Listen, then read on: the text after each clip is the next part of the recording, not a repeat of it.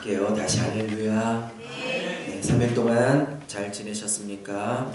네, 저도 직장 생활을 해봤기 때문에 수요 예배가 어떤지 잘 알지요. 어쨌든 3일 동안 지쳤던 몸과 마음들이 또 영원히 오늘 이 레위기의 말씀을 통해서 다시 회복되고 충전되고 새로워질 수 있게 되기를 주님의 이름으로 축복합니다. 지난주부터 제가 광고했던 것처럼 이제 레위기를 설교하고자 합니다. 3월달에 우리 모건대 대학생들이 이제 오면 이 레위기 말씀을 계속 해야 될지 안 해야 될지 좀 고민이 되지만 그때는 그때고 아직 오기 전이니까 우리 성도들에게 좀 깊은 말씀을 나눠도 되기 때문에 레위기를 펼쳐 들었습니다. 하여튼 레위기가 끝날 때까지 이 레위기에 담겨져 있는 이 복음의 그 영롱한 빛깔 앞에 감격할 수 있게 되기를 바랍니다. 레위기는 쉽지 않은 책이에요. 2달 전에 이 자리에 목사님들이 가득하여 레위기를 이틀 동안 공부했는데 목사님들에게도 이 레위기가 쉽지 않은 책이죠. 그러나 굉장한 그런 게 있어요. 약이 쓸수록 몸에 좋은 것처럼 이게 복잡하고 어려울 만큼 그만큼의 은혜가 레위기에 있습니다. 안 믿으시는 표정이지만 실제로 그렇습니다.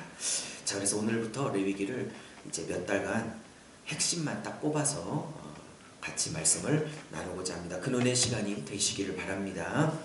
자, 레위기를 본격적으로 공부하기 전에 레위기의 구조를 먼저 한번 살펴보고 제가 구조 PPT로 한 컷만 해왔는데 한번 보시기를 바랍니다. 자, 레위기 PPT 화면 띄우기 전에 먼저 설명을 드릴게요.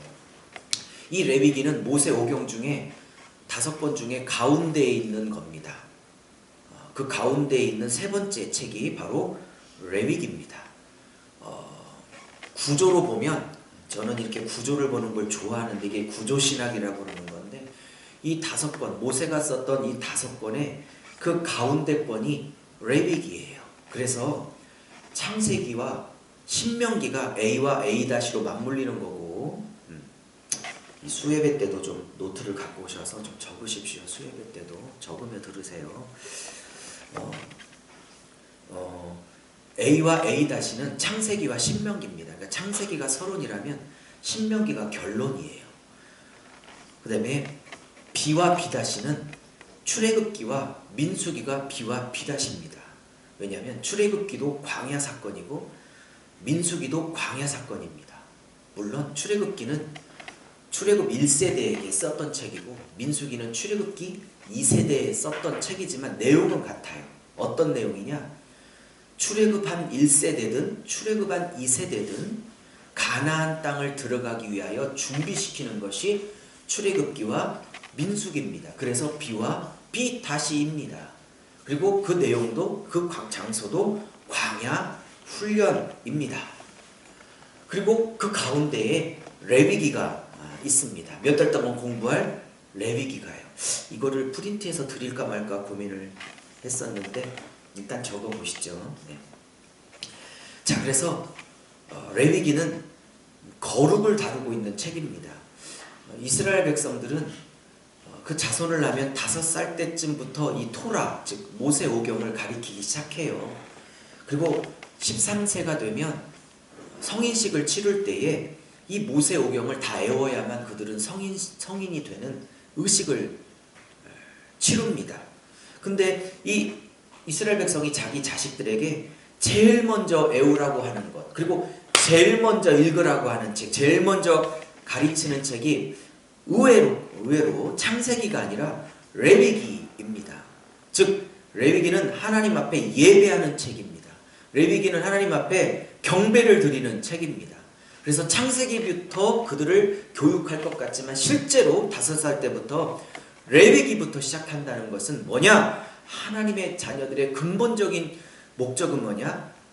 하나님께 예배드리는 삶을 말하고 있는 그들의 독특한 문화입니다.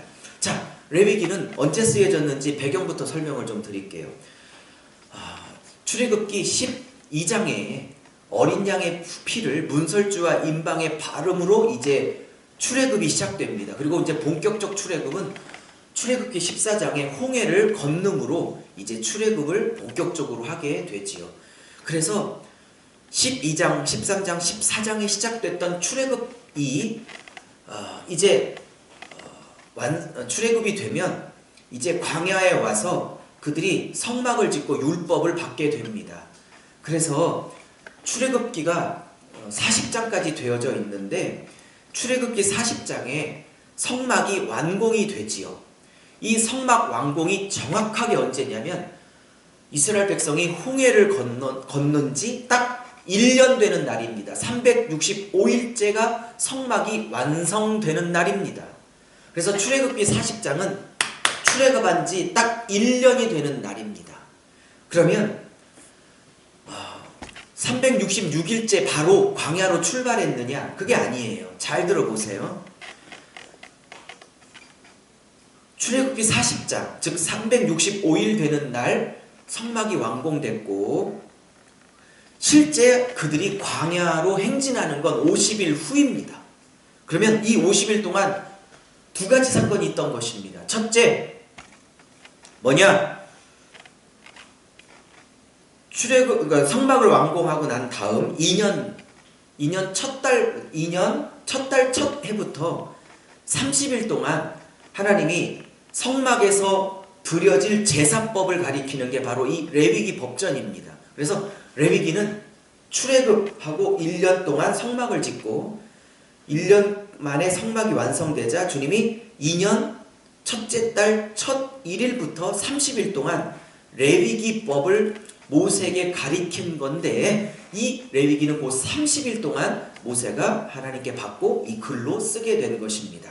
자, 그러면 출발은 50일이라고 했기 때문에 20일이 남지요? 그럼 20일은 뭐냐? 레위기법을 다 받고 바로 출발한 게 아니라 나머지 20일은 민수기 1장 1절부터 민수기 10장 10절까지가 20일입니다. 그래서 그 20일 동안은 뭐 하는 거냐면 이제 광야를 행진할 수 있는 조직을 짭니다. 그래서 유다 지파가 제일 먼저 행진해라. 그 다음 지파는 누구다. 그 다음 지파는 누구다. 그 다음엔 누구다. 이렇게 행진 조직을 다 짜고 성막을 딱 중심으로 자리를 잡으면 동쪽에는 세 지파가 누구누구 지파가 동쪽을 진을 치고 그 위쪽 북쪽에는 세 지파 어느 지파가 또 진을 치고 그 서쪽에는 어느 지파 세 지파가 진을 치고 제일 밑에 남쪽에는 세 지파가 어느 지파가 진을 치며 장막을 치며 살게 될 건지 이런 성막을 중심으로 한 이스라엘 백성의 진영을 다 꾸리게 됩니다. 그리고 이 12지파의 군대 사령관들을 다 임명하게 됩니다. 그리고 제사장들도 다 조직을 짭니다. 그러니까 민수기 10장 11절부터 땡 하고 이제 출발하기 전에 20일 동안 모든 성막 조직, 군사 조직, 백성 조직, 행정 조직을 다 짭니다. 나중에 민수기 강의할 때 얘기하겠지만 이런 조직이 굉장히 중요한 거예요. 이런 틀도 굉장히 중요한 거고 이런 행정적 체계도 무진장 중요한 거예요. 하나님은 그냥 무질서로 무행정으로 일하시는 분이 아닙니다. 나중에 레위기를 민수기를 배울 때 공부하시면 되겠고요. 이 레위기 1장부터 27장까지는 딱 30일 동안 하나님이 가르치시고 모세가 받아서 그것을 백성들에게 글로 쓰고 선포한 내용입니다. 자, 그러면 이 구조를 먼저 볼게요. 화면을 보시죠. 첫째, 이건 세 가지 덩어리로 나눠져 있습니다. 굉장히 쉽습니다. 그런데 이 구조가 굉장히 단순한데 어마어마한 메시지가 있어요. 한번 따라해 보시죠. 단어에만 따라해 보세요. 단어에만 아직 말이 생각이 안 나서 좀만 기다려 봐 주세요. 단어에만 은혜가 있는 게 아니라 시작. 성경의 구조에도 메시지가 있다. 제가 CTS에서 방송 촬영할 때 4번째 날 강의가 그런 거였거든요. 구조에도 어마어마한 메시지가 있다. 네, 한번 보세요. 여러분에게 강의 안 한 것도 많아요. 우리 교회에서. 목사님들에게만 했던 강의를 거기서 했기 때문에. 자, 이것도 그 구조에도 메시지가 있으니까 한 단어 이건 큐티에 에서 이제 한 단어로 이렇게 꽂히는 거죠. 근데 그런 작은 숲을, 그 작은 나무들을 보는 거예요. 근데 성경은 그렇게 작은 나무를 보기 전에 먼저 숲을 봐야 돼요. 숲을 보고 나무를 봐야 그 나무의 진가도 나와요. 어떤 분은 나무를 계속 파다 보면 저절로 큰 숲이 보인다고 그러는데 그건 어불성설입니다. 성경을 잘 모르는 얘기고요. 큰 숲을 먼저 보고 그 다음에 작은 나무 하나하나를 보는 게 맞는 것입니다. 자, 이 레위기 구조도 기가 막혀요. A, B, A- 이렇게 나왔는데 A, B, C 제가 이렇게 썼다면 A와 B와 C가 아무 관계없는 그냥 각자 다른 세 가지 덩어리란 뜻입니다. 그러나 A, B, A- 이렇게 A와 A-를 처리했다는 건 A와 A-가 반드시 논리적인 연관관계를 갖고 있다는 뜻이에요. 자, 그러면 A는 뭐냐? 1장부터 1장 15절까지 1장부터 15장까지가 A입니다. 주로 5대 제사법이 나와 있습니다. 그래서 이 A의 핵심 제목은 뭐냐? 죄인이 하나님께 나아갈 때 죄가 있으면 안 되니까 그 죄를 용서받는 법이 나오기 시작하는 게 바로 A입니다. 즉 하나님께 나아가는 법, 더러워진 죄로부터 정결케 되는 법. 그래서 5대 제사가 아주 지겹게 나오게 되는 겁니다. 물론 중간에 목사님들 위임식, 즉 제사장 목사 안수식이 잠깐 이렇게 8장, 9장, 10장에 나와 있고요. 그 다음에 정부 음식 규례가 나옵니다. 이건 먹어라, 이건 먹지 말라. 예를 들어 되새김질 하는 건 먹어도 된다. 그런데 되새김질 하는 건 하지 않는 건 못 먹는다. 또 굽이 갈라지는 건 먹을 수 있다. 그러나 굽이 갈라지지 않는 건 먹을 수 없다. 그 다음에 물고기로 따지면 지느러미가 있는 건 먹을 수 있지만 지느러미가 없는 건 먹을 수 없다. 비닐이 있는 건 먹을 수 있지만 비닐이 없는 건 먹을 수 없다. 곤충 중에서도 네 다리가 있어서 펄쩍펄쩍 뛰는 것들은 정한 곤충이라 먹을 수 있지만 네 다리가 없어 배로 기어다니는 것, 뭐 도마뱀이나 뱀 뭐 이런 거 있죠? 우리 집에서 가끔 나오는 거, 바퀴벌레, 이런 거는 먹을 수 없다. 부정한 곤충이다. 이런 아주 복잡한 정부 음식 규례가 11장에 나옵니다. 제가 다 가리킬 텐데 너무나 깊은 의미가 있는 거죠. 그 다음에 12장부터 15장까지는 온갖 피부병이 걸렸을 때는 성막에 나가서 제사를 드릴 수 없기 때문에 이것을 먼저 정결하게 씻고 제사를 드릴 수 있었어요. 이렇게 어쨌든 1장부터 15장까지는 이 백성들이 하나님 앞에 나아가 예배를 드리는데, 예배를 드리려면 정결해야 되는데 정결하지 못한 죄악이 그들의 심령과 또 삶 속에 있었을 때 그거를 용서받고 해결하는 쪽, 하나님 앞에 나아갈 때 죄 용서받는 쪽이 A 파트입니다. 그러면 B 파트는 제가 좀 이따 설명하고요. 그 대칭인 A-는 17장부터 마지막까지 27장입니다. 이거는 나중에 배우시면 알겠지만 구체적인 삶을 다룹니다. 구체적인 삶을 다뤄요. 그래서 뭐 아내가 있는데 옆집 여자랑 불륜을 했다는 거다든지, 막 근친상간을 했다든지, 강간을 했다든지, 옆집 여자를 동성애를 한다든지, 짐승하고 섹스를 하는 수간에 간다든지, 이런 아주 구체적인 삶 속에서의 거룩을 아주 디테일하게 다룹니다. 그 다음에 7절기가 나오고요. 그 다음에 재밌는 건 이웃의 짐승을 죽였을 때, 또 이웃의 짐승을 훔쳤을 때 그거를 단순히 돌려줄 게 아니라 그거를 돌려줄 때 몇 배를 더 붙여서 돌려줘야 되는지, 즉 이웃에게 피해를 줬을 때 얼만큼 손해를 배상을 해야 될지, 뭐 이러한 아주 디테일한 법들이 나옵니다. 그러니까 17장부터 27장까지는요 하나님이 나중에 읽다 보시면 놀래요. 하나님이 너무 시시콜콜하게 너무 구체적인 것까지 다 다루고 있어서, 제가 목사님들하고 2달 전에 레위기를 이틀 동안 나누면서 그런 얘기를 목사님들에게 했어요. 하나님이 너무 할 일이 없으셨나? 하나님이 말하신다고 하기에는 너무 디테일하고 너무 시시콜콜한 얘기까지 하나님이 모세에게 다 얘기하시면서 굉장히 의아해요. 근데 그거 하나님이 얘기하신 거예요. 근데 제가 보기에 하나님이 너무 이렇게 할 일이 없으실까 정도로 굳이 이런 것까지는 우리에게 판단해서 알아서 하라고 해도 될 것 같은데 하나님이 직접 말씀해. 이것은 하나님이 할 일이 없거나 하나님이 정말 뭐 너무 시간이 남아 돌아서 이렇게 하나님이 간섭하기가 이런 차원이 아니에요. 나중에 보시면 알겠지만 너무 디테일한 부분까지도 시시콜콜하게 얘기하는 건 뭐냐? 하나님이 1장부터 15장, 즉 A파트에서 나오는, 즉 공식적인 예배 속에서의 거룩만을 요구하는 게 아니라 내 삶 속에서 아주 디테일하고 시시콜콜한 부분까지도 하나님이 거룩을 집요하게 요구한다는 것을 의미하고 있는 것입니다. 할렐루야. 그러면 핵심은 핵심은 B파트예요. 항상 이렇게 B가 가운데가 히브리 사람들에게는 핵심 개념이에요. 이건 16장입니다. 16장에 뭐가 나와 있냐? 그 유명한 대속제일이 나와 있어요. 이 대속제일은 뭐냐? 7월 10일 날 단 하루만 드리는 절기예요. 이건 뭐냐? 아론과 아론의 장자들만이 대제사장이 되지요. 근데 이 아론의 제사장들이 1년에 한 번씩 아무도 못 들어가는 그 지성소 안에 있는 언약궤를 들어가는 유일한 날이 바로 7월 10일 대속죄일입니다. 이 날은 아론뿐만 아니라 아론의 자식들 모세, 또 제사장들, 그리고 12지파 어른부터 아이들 이르기까지 모든 백성들의 1년치의 죄를 한꺼번에 속죄함 받는 공식적 속죄 날이에요. 그래서 대속죄일이라고. 이거는 1년치 죄악을 한 번에 용서받는 날이에요.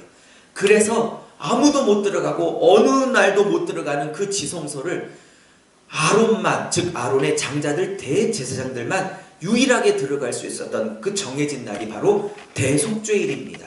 물론 아론과 아론의 아들들만 들어갈 수 있어요. 그냥 들어갈 수 있던 게 아니라 숫송아지의 피를 가지고 그 언약궤 위에 있는 그 그룹이라는 천사가 내려보고 있는 그 속죄소, 죄가 용서받는 곳이라는 그 속죄소에 숫송아지의 피를 7번 뿌렸을 때에 그 피를 보시고 온 백성의 1년치의 죄악을 한 번에 1년마다 용서해 주시는 대속죄일이 레위기 구조상 중심에 차지하고 있어요. 자, 이것이 왜 레위기의 중심일 수밖에 없는가? 아론은 대제사장입니다. 이 아론과 아론의 장자들은 대대로 대제사장 역할을 감당했는데, 이 아론 대제사장은 누구를 예표하고 있느냐면 예수 그리스도를 예표하고 있는 상징적 인물입니다. 그래서 히브리서에서 예수 그리스도를 우리의 영원한 유일한 대제사장이시라고 명백하게 선언하고 있습니다. 그래서 피를 가지고 지성소에 들어갔을 때 1년치의 죄악을 용서받았죠. 그러면 이 16장이 레위기에 딱 사람으로 따지면 배꼽이라는 것은 뭐냐? 레위기도 역시 대제사장이신 예수 그리스도를 드러내는 책이다 라고 말할 수 있는 것입니다. 아멘. 자, 그러면 오늘은 서론인데 본격적으로는 다음 주부터 배우려고 하는데, 오늘은 서론이지만 제가 3가지 주제를 갖고 왔어요. 좀 적어보시죠. 네. 주일날 제가 적게 하는 이유는 졸지 말라고 적는 거거든요. 그러니까 수요일날 노트를 갖고 오셔서 적으십시오. 적으면 좀 덜 졸려요. 첫 번째, 오늘 서론을 가지고 제목도 말씀을 안 드리고 그냥 시작했네요. 너무 흥분해서. 첫 번째 오늘 서론의 제목은 다음과 같습니다. 따라해 보시죠. 그리고 그가 부르셨다. 크게. 그리고 그가 부르셨다. 제목을 왜 이렇게 목사님이 잡으셨지? 다 이유가 있습니다. 자, 오늘 3가지 메시지를 짧게 전하려고 하는데, 첫째, 오늘 저에게 주신 3가지는 이러해요. 그 중에 첫 번째는 이런 거예요. 그것이 여러분에게도 동일한 메시지가 되기를 축복합니다. 첫 번째 뭐냐? 적어보시죠. 하나님은 구원 얻은 성도들을, 다시요. 하나님은 구원 얻은 성도들을, 그 다음 문장이 중요해요. 그 다음 자리로 부르십니다. 다시요. 하나님은 구원 얻은 성도들을 반드시 그 다음 자리로 부르십니다. 제가 왜 이 첫 번째 주제를 이렇게 정했는지 들어보시면 알아요. 자, 여러분, 우리는 레위기를 레위기로 불러요. 왜냐하면 레위인들이 제사장이 주로 됐으니까 레위기로 불렀어요. 근데 히브리 사람들에게 이 레위기의 제목은 따라해 보시죠. 히브리어로 이게 레위기가 뭐냐면 따라해 보세요. 와이크라. 네, 방언 아니에요. 방언 아니에요. 다시 해보세요. 와이크라. 히브리 사람들은 모든 책에 첫 번째 단어를 가지고 히브리 성경 제목을 잡아요. 근데 레위기 1장 1절의 첫 단어가 와이크라예요. 그래서 와이크라예요. 히브리 성경으로. 그러면 와이크라는 건 뭐냐? 와이라는 건 뭐냐면 그리고란 뜻이에요. 그리고 크라는 카라에서 나온 변형인데 하나님이 부르셨다는 거예요. 그래서 와이크라 그러면 그리고 그가 즉 하나님이 모세를 부르셨다. 그거예요. 와이크라. 모세를 부르시고 1장 2절부터 27장까지 레위기 법전을 주시는 겁니다. 그러면 여러분 성막을 다 완성했어요. 성막을 다 완성하고 레위기 1장 1절에 와이크라 하나님이 모세를 부르셨어요. 부르시고 레위기 전체를 가리키신 거예요. 자, 무슨 얘기냐? 출애굽기는 우리가 바로의 손에서 애굽에서 구원받았다라는 게 출애굽기예요. 그죠? 그럼 레위기는 출애굽기 즉 죄와 사망의 권세로부터 구원하신 백성을 레위기 1장 1절 와이크라 그 다음 자리로 가게 하려고 하나님이 부르신 거예요. 무슨 말인지 이해하세요? 어렵나요? 어려워요? 출애굽기는 죄와 사망의 권세로부터 구원받는 걸 얘기해요. 그죠? 맞습니까? 그럼 레위기는 바로의 손에서 구원받은 즉 사탄의 손에서 죄의 권세에서 구원받은 우리들이 출애굽기라면 레위기는 그 구원받은 백성을 와이크라 부르십니다. 어디로요? 그 다음 자리로요. 그 자리가 어딘 줄 아십니까? 그게 레위기의 주제입니다. 그러므로 출애굽기와 레위기를 큰 틀 안에서 보기 시작한다면 어렵지 않지요? 큰 틀 안에서 보기 시작한다면 출애굽기 구원받은 백성 맞죠? 레위기 그 구원받은 백성을 주님이 다시 부르십니다. 그 다음 자리로. 그러니까 우리는 출애굽기가 다가 아니에요. 목이 가서 큰일 났네요. 부흥회가 이틀 남았는데 출애굽기가 다가 아니에요. 레위기로 오셔야 하는 거예요. 레위기가 다가 아니에요. 민수기로 가셔야 하는 거라고요. 민수기가 다가 아니에요. 신명기로 가셔야 하는 거라고요. 할렐루야. 그러면 하나님은 우리를 모세를 부르는 것처럼 와이크라 하나님은 또 우리를 부르십니다. 너 출애굽기에서 구원받고 내 자녀가 된 것으로 만족하지 마. 내가 그 다음 자리로 너를 다시 불러갈 거야. 할렐루야. 그게 어느 자리인 줄 아십니까? 거룩의 자리입니다. 왜? 레위기는 주제가 거룩이니까요. 이 간단한 얘기를 제가 10분 설명했어요. 자, 두 번째입니다. 첫 번째는 뭐라고요? 하나님은 구원받은 성도들을 그냥 그대로 있기를 원치 않으셔서 반드시 그 다음 자리로 가라고 요구하십니다. 그 자리는 거룩의 자리입니다. 할렐루야. 두 번째는 뭐냐? 같은 얘기인데 두 번째 하나님의 백성들은 가나안의 가치와 구별되어라 말하십니다. 다시요. 하나님의 백성들은 가나안 가치와 구별되라고 말씀하십니다. 왜냐하면 레위기에 가장 많이 나오는 단어가 따라해보세요. 카도시. 이 카도시는 히브리어인데 이게 거룩이란 뜻이에요. 레위기에 여러분 성경을 목사들이 연구할 때 이 책이 뭐가 주제인가를 가장 먼저 찾는 게 뭐냐면 그 책에서 제일 많이 쓰는 단어가 뭐지? 이러고 찾는 거예요.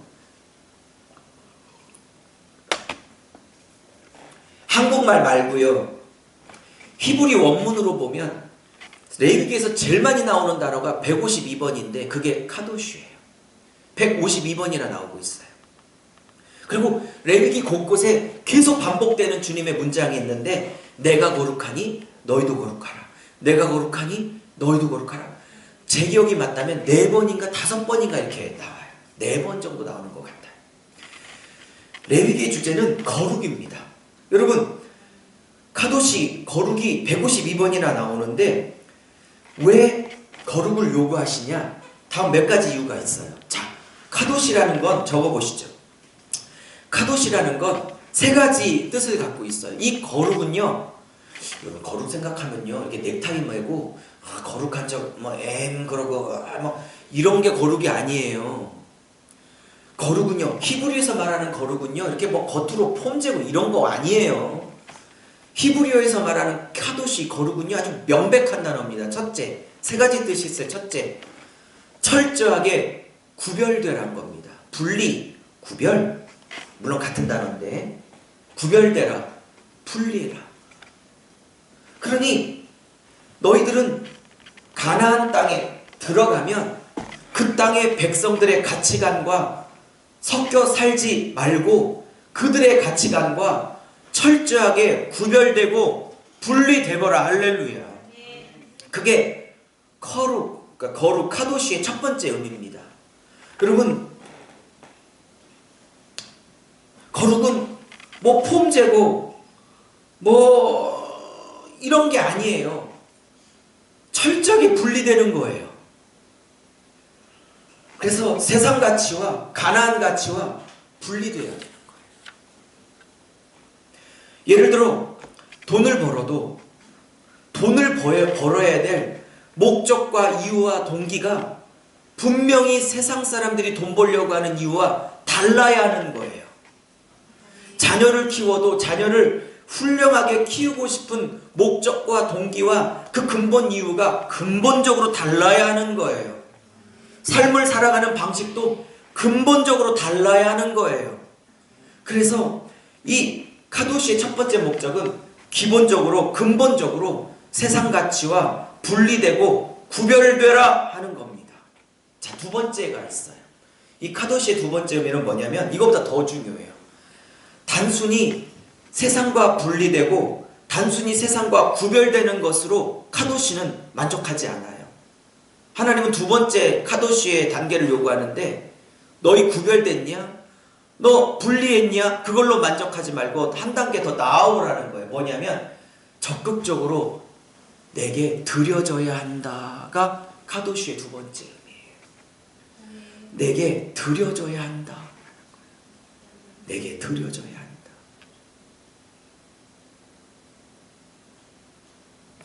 세상과 분리되고 죄와 분리되고 가나안의 가치와 애굽의 가치와 분리됐어요. 너무 잘했어요. 근데 그것은 그 자체로 의미가 있지 않아요. 분리됐으면 하나님 앞에 드려져야 하는 거예요. 할렐루야. 그러면 카도시의 3번째 목적은 뭐냐? 이게 최종 목적인데 하나님이 우리를 분리시켜 놓고 세상 가치와 다른 사람으로 만들어 놓고 그리고 당신께 드려지게 만들어요. 그러면 당신께 드려진 자들을 하나님께서 최종 단계로 이끌어 가시는데 3번째는 뭐냐? 완전해라는 것이 카도시의 3번째 목적이에요. 이때 완전은 죄 한 번도 안 짓고 하나님처럼 완전 무결한 하나님이 되란 뜻이 아니에요. 지금 카도시가 말하는 완전은 뭐냐? 하나님을 닮아가라는 거예요. 예수를 닮아가라는 거예요.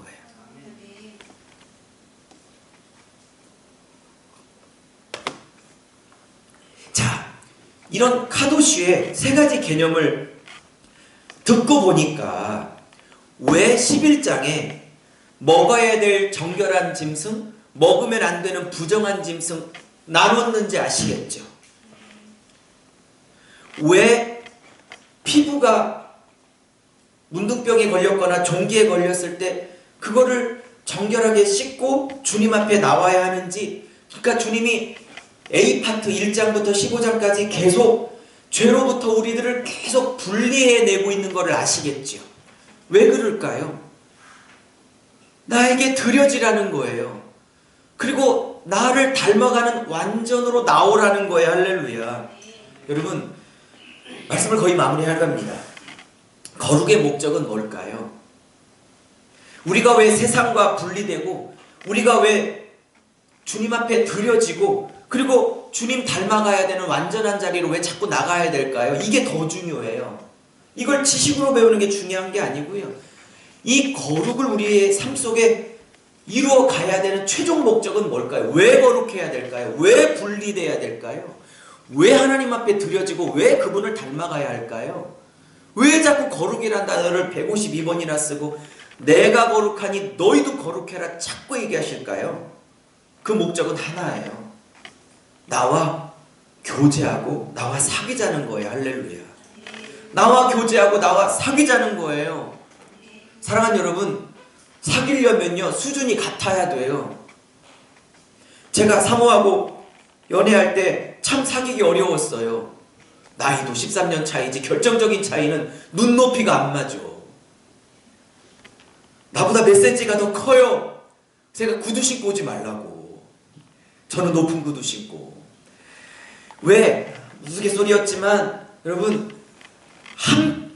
함께 그 수준이 낮든지 함께 그 수준이 높든지 해야만 사귈 수 있는 거예요.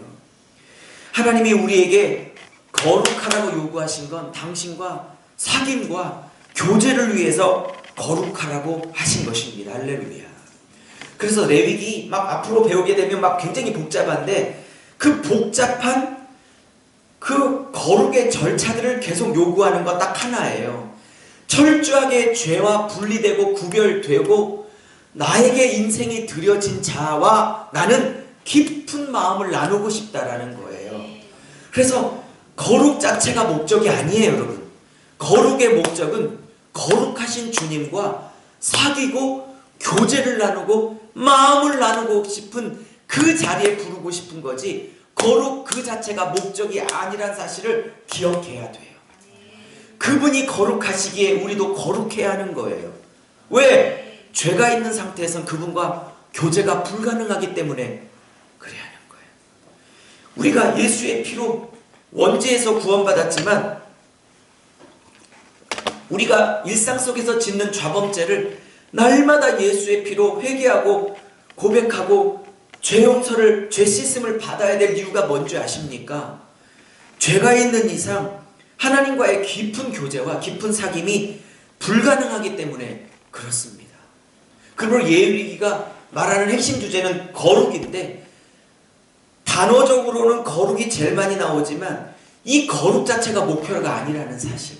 이 거룩이 요구하는 최종의 목표는 뭐냐? 나와 교제하기 위함이라는 것을 놓치시면 안 돼요. 얼마 전에 하나님께서 저에게 레위기를 강의하라고 그러셨는지 기도하는데 그 마음을 주셨어요. 야, 유목사, 너 짓는 죄 회개해야지. 그래서 예, 당연히 회개하죠. 오늘은 뭘 회개할까요? 그랬더니 이러저러한 것을 회개하라는 마음을 주셔서 열심히 회개했어요. 그럼 회개가 끝나고 하나님하고 다시 대화를 나와가는데 갑자기 이런 말씀을 주세요. 유목사, 너 이거 왜 회개했니? 그러셔서 제가 이거 회개 안 하면 나중에 하나님 앞에 혼나니까요. 하나님 앞에 꾸지람 받으니까, 하나님 앞에 그렇게 맞을 것 같으니까요. 근데 하나님께서 제게 그런 말씀을 주셨어요. 너 회개 잘못한 거다. 그래서 회개를 잘못했다고요? 그래서 회개를 안 받으셨어요. 그랬더니 제 마음에 이런 마음이 들었어요. 회개는 받으신 것 같은데 네가 회개하려고 하는 그 동기가 내 마음에 다 차지가 않는구나. 그럼 회개를 어떤 마음으로 회개해야 되는 거죠? 그랬더니 하나님이 제 마음에 귀로 못 들었고요, 마음에 들은 생각인데요, 이런 마음이 들었어요. 나중에 나한테 혼나고 꾸지람 받고 매 맞을까봐 죄를 회개하는 것도 안 하는 것보단 1000배 만배 잘한 일이지. 안 하는 것보다 100번 낫지. 근데 내가 원하는 회개는 나한테 맞을까봐 하는 회개가 아니란다. 이런 말씀을 그 다음에 하시는 것 같았어요.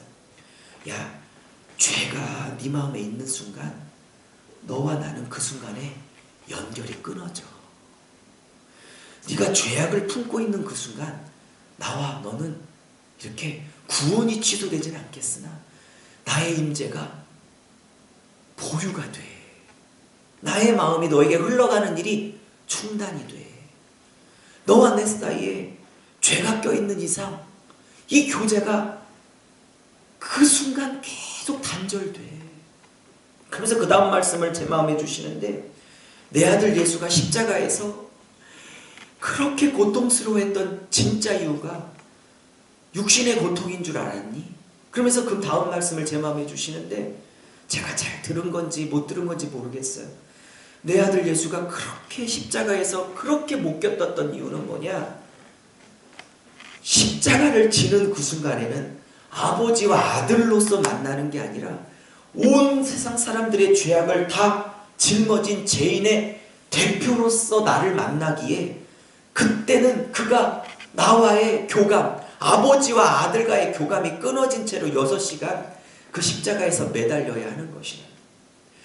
예수가 진짜 못 견뎠던 건 십자가의 육신의 고통이 아니라 그 순간만큼은 죄인의 대표로 그 자리에 서기 때문에, 예수님이 창세전부터 영원 때부터 단 한 번도, 조금 깊은 얘기를 해볼게요. 그 아버지와 아들이 영원전부터 십자가 지시는 그 순간까지 단, 이걸 어떻게 표현해야 돼? 0.000000000.1초도 그 아버지와의 교제와 사귐과 연결이, 연합이 한 번도 끊어진 적이 없어요. 영원전부터. 이해 가셨어요? 근데 그 십자가 쓰는 순간은 아버지와 아들로서 쓰는 순간이 아니에요. 온 세상의 죄를 덮어쓰고 그 심판을 홀로 받는 죄인의 대표로 쓰셨다고요. 그러니 그 연합, 한 번도 아버지와 그 마음이 떨어져 본 적이 없는 이 두 분이, 두 분 그러면 안 되는데, 이 두 인격체가 그걸 못 견디는 거라고 예수님. 자, 다시 얘기할게요.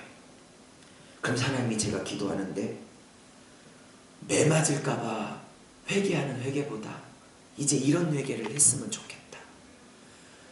유 목사, 네가 그게 교만이든 음란이든 미움이든 누구를 용서치 못하는 마음이든 뭐든 네 마음에 그 죄가 해결되지 않고 남아있는 이상 나와 너의 그 연합이 계속 깨지고 방해받고 단절되기 때문에 네가 나와 1초라도 떨어지는 것이 못 견뎌서 이 죄악을 털어내기를 기뻐하는 회개이기를 바란다.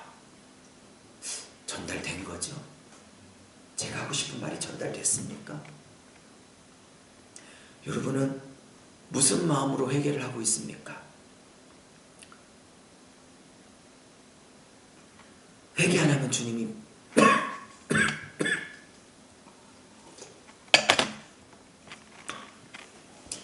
설교가 빨리 끝나는 일은 아멘을 크게 하는 거예요. 참.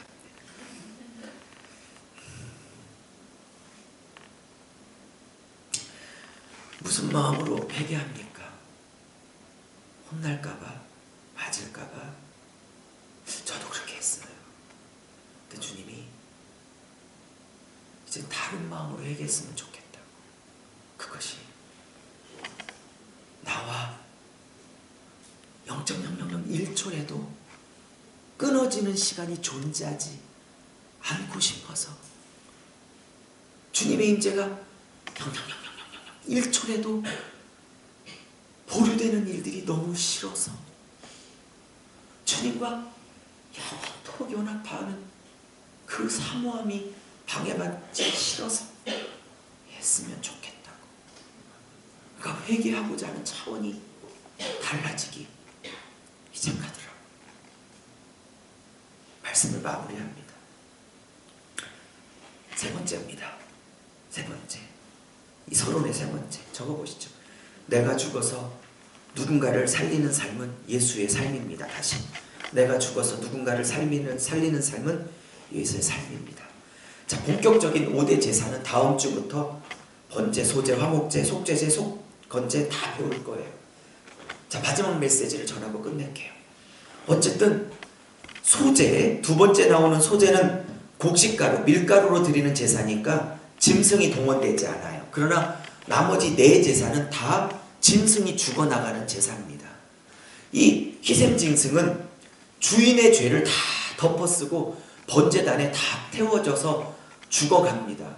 자기의 죽음으로 주인의 죄를 일시적이지만 용서를 받게 하는 그러한 희생 제물로 죽어가게 되는 거죠.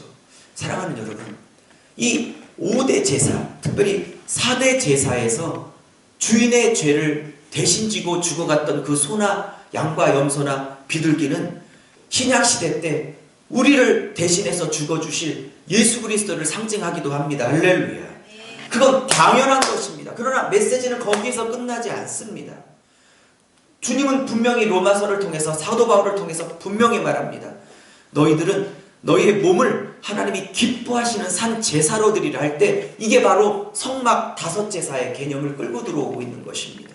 자, 그러면 이 짐승이 자기의 죽음으로 주인의 생명을 살린 것처럼, 그리고 이 시대에, 신약시대에 우리의 생명을 살리고자 대신 죽어주셨던 희생제물이셨던 예수님인 것처럼, 마지막 얘기, 우리도 이 레위기를 배워가면서, 이 5대 제사를 배워가면서 뭐를 배워야 하냐면, 우리도 내가 죽어 누군가를 살릴 수만 있다면 기꺼이 번제물로, 기꺼이 화목제물로, 아멘 할 때까지 해볼게요.